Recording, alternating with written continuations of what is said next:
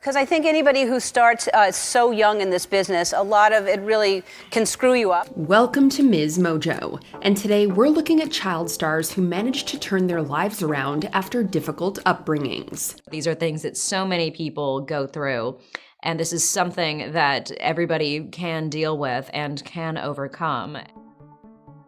Lindsay Lohan. 1998 was a big year for Lindsay Lohan, as she made her mainstream breakthrough by playing twins Hal and Ann Parker in The Parent Trap. She quickly transitioned into a teenage icon before facing numerous legal issues related to drug and alcohol use. She was arrested numerous times and lost multiple roles, all while the media relentlessly analyzed her supposed downfall. The point would be the judge would be wanting to send a message. That's why there would be a jail sentence. Other judges. Luckily, she managed to escape the cycle and is now on the upswing. Lohan has been returning to the screen with a number of romantic Netflix movies. She is set to reunite with Jamie Lee Curtis for Freakier Friday, and she got married to financier Bader Shammas in 2022. The two even welcomed their first child in 2023.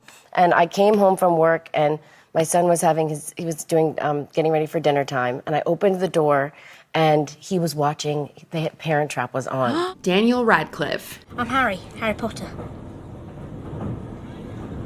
So is it true? Frankly, it's amazing that Daniel Radcliffe managed to escape Harry Potter with a firm head on his shoulders. But the immense fame and pressure that was thrust upon him did do a little bit of damage. Radcliffe has admitted throughout the years that he turned to alcohol to help battle the constant attention. Unfortunately, this drinking soon got out of hand, and he soon found himself reliant on alcohol. How did you sort of pull yourself out of that spiral? Because that was probably the fulcrum in your life where it could have gone either way, right? Yes, I think so. He even told Heat that he, quote, went into work still drunk and could pinpoint numerous scenes throughout the series where he was, quote, dead behind the eyes. Luckily, Radcliffe made the decision to stop drinking and has remained sober since 2010. And ultimately, it was my own decision. Like, I woke up one morning after a night going like, this is probably not good. Mary-Kate Olsen.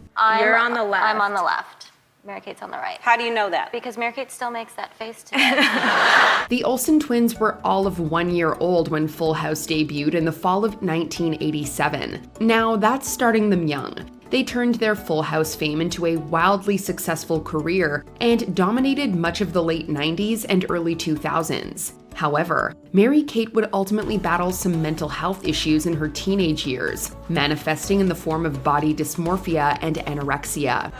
Mary-Kate Olsen is the teen idol billionaire who has bravely battled an eating disorder. But is she recovering? Well, tonight, Mary-Kate before entering the eating disorder clinic, and Mary-Kate today. While it's never been confirmed, it's likely that her mental health issues were exacerbated, if not caused by, the constant public scrutiny and enormous expectations that were placed upon her and her sister. Olsen entered treatment in 2004 and now lives a relatively quiet and private life away from the spotlight. And you're just like such an amazing story. You're like just so successful, and what an amazing career that y'all have had. Jackie Coogan. They're all together, okay, the Addams Family. Considered one of the earliest child stars, Jackie Coogan found immense success playing the eponymous character in Charlie Chaplin's The Kid. He rode this role to unbelievable fame, and by the mid-1930s, he had accrued about $4 million, or to sound more amazing, about $90 million today. But all this money was squandered by his mother and stepfather, who spent nearly every cent on various luxuries. His tragic story resulted in the Coogan Act, a California law meant to protect the earnings of child performers and protect them from exploitation.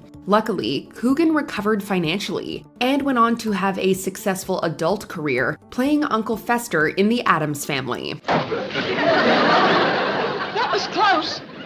Go ahead, Fester, you get another shot. This time, get him right in the old heart. Jeanette McCurdy. Let me go! Say you're sorry. I'm sorry. And what are you sorry for? For saying you're aggressive. Watching her as Sam Puckett, you'd never know that Jennette McCurdy was struggling behind the scenes. The young actress suffered from numerous health issues, including a reliance on alcohol, body dysmorphia, and bulimia. She attributes these issues partly to the pressures of fame and partly to her late mother, Deborah. But inside I was hurting. It was painful. I was angry. I felt unsupported. McCurdy has described her mother as being controlling and both emotionally and sexually abusive. She reportedly pressured and guilted McCurdy into acting in order to support the family, and often monitored her weight via caloric restrictions, which led to the aforementioned body issues. Luckily, McCurdy now considers herself fully recovered from eating disorders and worked through her trauma in the form of a memoir titled I'm Glad My Mom Died. I think I earned that title through the writing of the book, but I wanted it to be something that would grab people's attention and get them to pick up the book and then hopefully learn by the end of it. Wil Wheaton. I have these very clear memories of saying over and over, I don't want to do this, I just want to be a kid. Let me be a kid. This actor came to prominence in 1986 at the age of 14, playing Gordy LaChance in Stand By Me. But that wasn't exactly his choice. Wheaton told Yahoo Movies that he never wanted to be an actor, and that he was forced into the profession by his parents. He claims that as a child, he suffered, quote, incredible emotional abuse from his father and, quote, manipulation from his mother, who often enabled his father's behavior. I have to do what mom wants, and maybe if I do what mom wants, for some reason, dad will love me. Growing up, he developed a number of serious medical issues, including PTSD, depression, and anxiety, while also succumbing to a reliance on alcohol. Today, Wheaton has a very successful career, is estranged from his parents, has a family, and has been sober since 2016. I don't want to be your thing. And that was how I felt for so much of my entire childhood. Jodie Sweetin. And when did you first become addicted to meth? It was probably a couple years ago. I had experimented with it and soon began doing it all the time. Between the ages of 5 and 13, Jodie Sweetin portrayed the sarcastic middle child Stephanie Tanner on Full House, earning love with catchphrases like, well, pin a rose on your nose. I am now officially a teenager. Well, pin a rose on your nose. And it was almost immediately after the show ended that Sweetin turned to alcohol. She started drinking at 14, and alcohol soon turned into illegal substances. Some of her concerned Full House castmates staged an intervention, but it would be years before Sweetin got the help that she needed. She finally checked herself into a rehab facility and became sober in 2008 at the age of 26. Minus a brief relapse, she has been clean ever since, and she has obtained a degree to work as a drug and alcohol counselor. I worked in treatment for a while before coming back to Fuller House. I worked in treatment for like 5 or 6 years. Mara Wilson. Other movies. She's now revealing, though, the ups and downs of childhood stardom in her new book, Where Am I Now? By the age of 10, little Mara Wilson had already worked with the likes of Robin Williams, Richard Attenborough, and Danny DeVito, but she soon grew disillusioned with the lifestyle. A disillusionment that was partly caused by the death of her mother. Susie Wilson was diagnosed with breast cancer in 1995 and died shortly after. It was around this time that Wilson lost her passion for acting and began suffering from numerous ailments, including obsessive-compulsive disorder, anxiety, and depression. I've been dealing with it for a very long time, for most of my life. I was an anxious kid, and I'm still kind of an anxious adult. Wilson ultimately decided to leave Hollywood behind and retired in 2000 at the age of 13. She has mostly remained private ever since, instead focusing on writing and doing charity work with nonprofits aimed at improving mental health. You don't have to be depressed. You know, you don't have to suffer with it. You can get help. You can reach out. Macaulay Culkin. Oh God, that is the most 90s photo I've ever seen.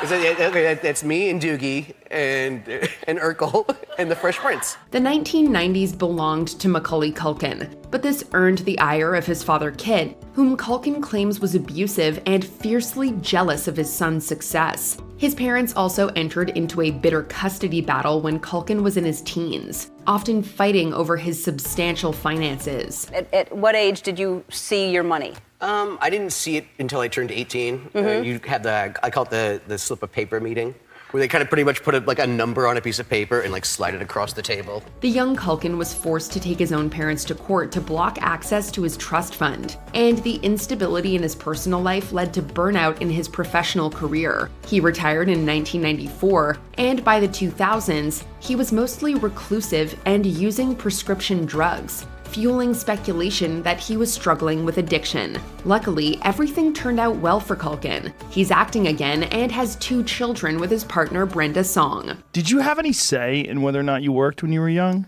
Not really, no. Before we continue, be sure to subscribe to our channel and ring the bell to get notified about our latest videos. You have the option to be notified for occasional videos or all of them. If you're on your phone, make sure you go into your settings and switch on notifications. Drew Barrymore. One of the sentences that really stood out to me in your book is when you talked about your mom, you said, 0 protection, 0 consistency. Yeah. The lovely Drew Barrymore is perhaps the poster child for success stories. Her recovery almost the thing of Hollywood legend. Barrymore was born into a famous family, but her father John was unstable, and her parents divorced when she was young, leading to a turbulent home life. By the age of 9, Barrymore was already drinking, and alcohol soon turned into illegal substances. By the time she was 14, she had already done 2 stints in rehab. And I raised my girls so much more traditionally and quietly and very protectively, and it's such an antithesis to my upbringing. Her personal struggles were highly publicized, her career hit a low point, and she became notorious for her troubled bad girl image. But with a good head on her shoulders, Barrymore reinvented herself in the mid-90s, launching a comeback for the ages. In the later years, and in the younger years, like, they're not gonna have my life, you know? Not going to Studio 54 at 7 years old will probably make them a lot more normal than I was. Can you think of any other examples? Let us know in the comments. You pull back the curtain on child stardom. It is not a pretty picture. Do you agree with our picks? Check out this other recent clip from Ms. Mojo and be sure to subscribe and ring the bell to be notified about our latest videos.